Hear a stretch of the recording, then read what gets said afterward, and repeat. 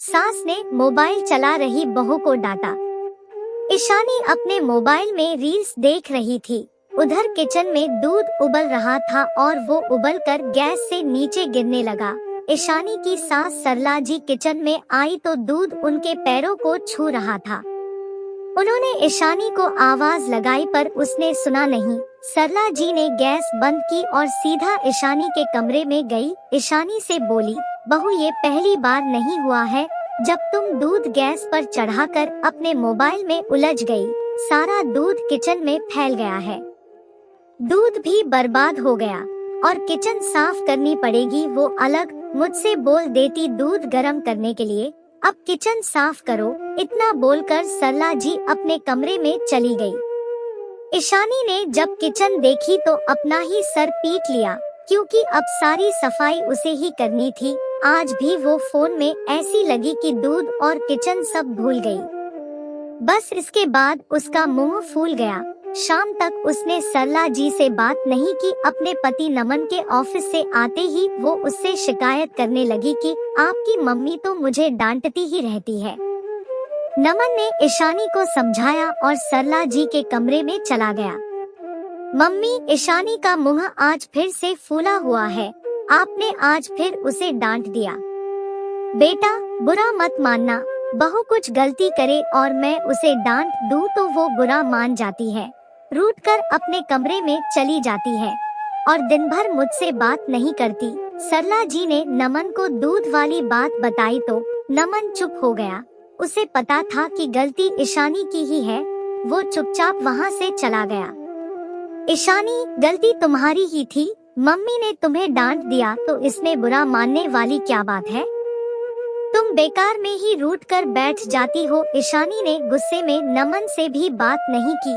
अगली सुबह ईशानी के मायके से फोन आता है, ईशानी परसों तेरा भाई अमेरिका से आ रहा है, तू भी उससे मिलने आजा। ईशानी बहुत खुश थी और वो मायके चली गई। तेरे भाई को मेरे हाथ के गुलाब जामुन बहुत पसंद है। तू गैस पर दूध रख दे और उसे हिलाती रहना। घर पर ही खोया बनाना है। मैं और तेरे पापा बाजार जा रहे हैं, कुछ सामान लाना है। ईशानी की मम्मी ने उससे कहा, मम्मी आप जाओ, जब तक आप आओगी तब तक खोया बन भी जाएगा। ईशानी अपनी आदत के अनुसार रील्स देखने बैठ गई और फोन चलाते हुए उसे नींद आ गई। काफी देर बाद उसे घंटी की आवाज सुनाई दी। उसने दरवाजा खोला, कुछ जलने की बदबू आई। उसने देखा कि दूध जल रहा है और कढ़ाई से भी चिपक गया है।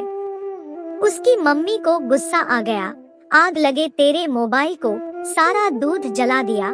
राजू से कहकर गाय का दूध मंगाया था और कढ़ाई भी जल गई। ईशानी शर्मिंदा हो रही थी। उसने अपनी मम्मी से माफी मांगी।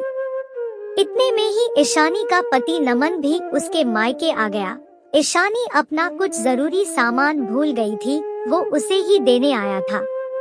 थोड़ी देर बाद सब सामान्य हो गया।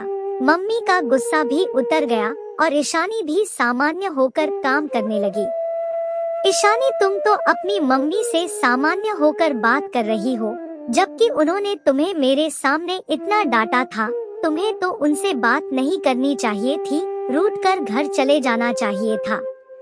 अरे नमन, ये कैसी बात कर रहे हो? वो मेरी मम्मी है और उन्होंने मुझे मेरी गलती पर ही तो डांटा है। वो बड़ी है, मुझे डांट सकती है, इसमें इतना गुस्सा होने की क्या बात है?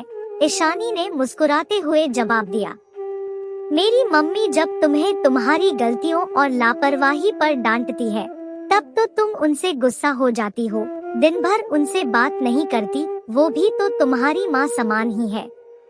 वो उम्र और अनुभव दोनों में तुमसे बड़ी है, तुम उनसे तो कभी माफी नहीं मांगती। नमन की बातें सुनकर ईशानी निशब्द थी।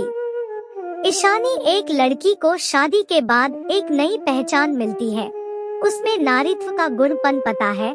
तुम्हारी मम्मी और मेरी मम्मी को गृहस्थी चलाने का बरसों का अनुभव है। तुम उनसे बहुत कुछ सीख सकती हो, उनसे प्रेरणा ले सकती हो, पर तुम तो मेरी मम्मी पर ही गुस्सा करने लगती हो। ये तो ठीक नहीं है। जिस तरह तुम अपनी मम्मी से माफी मांग लेती हो और फिर सामान्य हो जाती हो, ऐसे ही अपने घर में भी किया करो। अपनी गलती की माफी मांगने से तुम छोटी नहीं हो जाओगी। नमन ने प्यार से ईशानी को समझाया। ईशानी ने नमन से वादा किया और 3-4 दिन अपने भाई के साथ रहने के बाद वो ससुराल वापस आ गई। एक दिन रात को उसने सब्जी चढ़ाई और अपने मोबाइल में लग गई। सरला जी कीर्तन से आई तो उन्हें जलने की बदबू आई। उन्होंने फिर ईशानी को डांटा। जल्दबाजी में ईशानी आज फिर गैस की आंच कम करना भूल गई थी। ईशानी ने डांट सुनी और तुरंत सरला जी से माफी मांगी।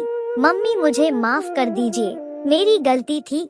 मैंने सब्जी हिलाई नहीं और इसे तेज आंच पर चढ़ाकर मोबाइल में लग गई। सरला जी अचंभित थी।